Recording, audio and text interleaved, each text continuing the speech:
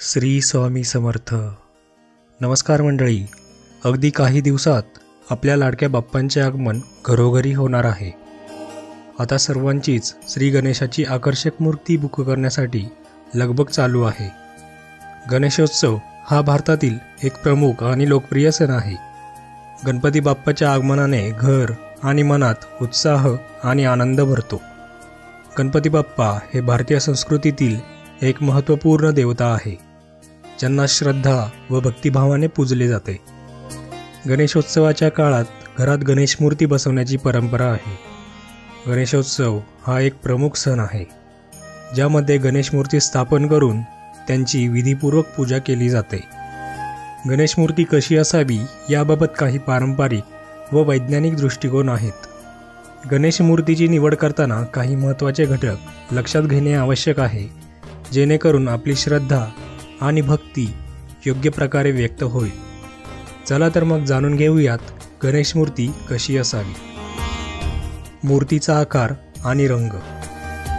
गणेश मूर्तीच्या आकाराबाबत घरगुती गणेश मूर्ती साधारण 1.5 ते 2 फूट उंच असावी.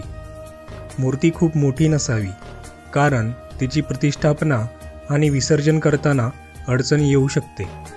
तसेच मूर्तीचा रंग शुभ्र किंवा सोनेरी असावा. पांढरा रंग शुद्धतेचे प्रतीक आहे, तर सोनेरी रंग समृद्धीचे आणि शुभतेचे प्रतीक मानला जातो. काही जण मूर्तीच्या रंगाला लाल किंवा पिवळा पसंती देतात, कारण हे रंग आनंद आणि ऊर्जेचे प्रतीक आहेत. गणेशाची मुद्रा. गणेश मूर्ती निवडताना त्यांच्या मुद्रेचे महत्त्व आहे. गणेशाची मुद्रा शांत, प्रसन्न आणि आशीर्वाद देणारी असावी.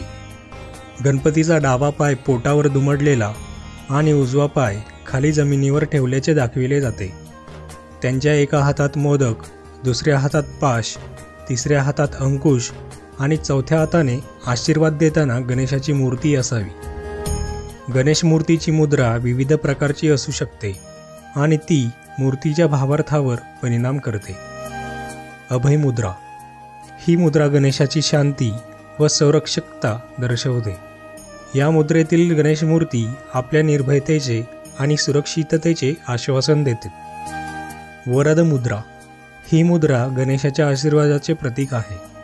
भक्तांसाठी ही मुद्रा प्रगती व सुख समृद्धीचे प्रतीक मानली जाते. मूर्तीचा मुखाकृती. गणेशाची मुखाकृती अत्यंत प्रसन्न, आनंदी आणि तेजस्वी असावी. त्यांच्या डोळ्यात करुणा आणि प्रेम असावे. गणपतीच्या मोठ्या कानांनी ते भक्तांचे सर्व प्रश्न ऐकतात आणि त्यांच्या समस्यांचे निराकरण करतात असे मानले जाते.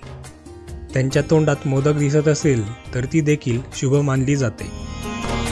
गणेशाचे वाहन आणि अन्य घटक.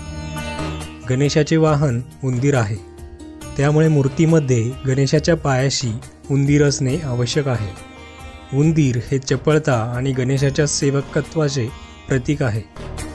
तसेच मूर्तीमध्ये मोदकाची थाळी दाखवणे शुभ मानले जाते, कारण मोदक हे गणपतीचे आवडते खाद्य आहे. काही मूर्तींमध्ये त्यांच्या पाठीमागे कमळ देखील दाखवले जाते. सजावटीमध्ये मूर्तीच्या डोक्यावर मुकुट, हातात पाश व अंकुश असेल तर ती अधिक आकर्षक व परंपरागत दिसते. पर्यावरणपूरक मूर्ती. आजकाल पर्यावरणपूरक मूर्ती निवडणे अत्यंत महत्त्वाचे आहे. प्लास्टर ऑफ पॅरिस म्हणजेच POPच्या मूर्तींच्या वापराने जलप्रदूषण होते.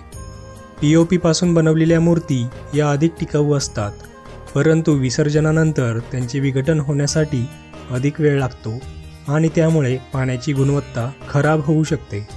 त्यामुळे शाडू मातीपासून बनवलेल्या मूर्तींची निवड करावी. शाडूच्या मूर्ती लवकर विरघळतात आणि पर्यावरणास हानी पोहोचवत नाहीत.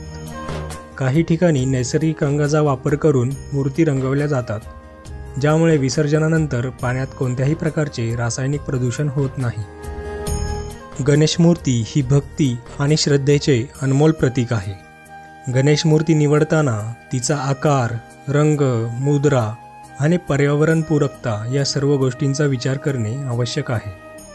गणपतीची मूर्ती केवळ धार्मिकता आणि भक्तीचे प्रतीक नसून ती आपल्या संस्कृतीचे आणि पर्यावरणाचेही प्रतीक आहे.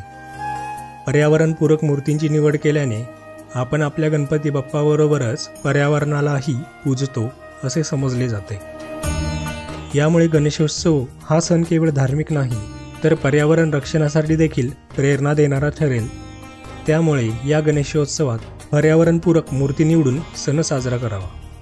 आपणास ही माहिती कशी वाटली हे कमेंटमध्ये कळवा आणि चॅनलला सबस्क्राईब करायला विसरू नका. धन्यवाद.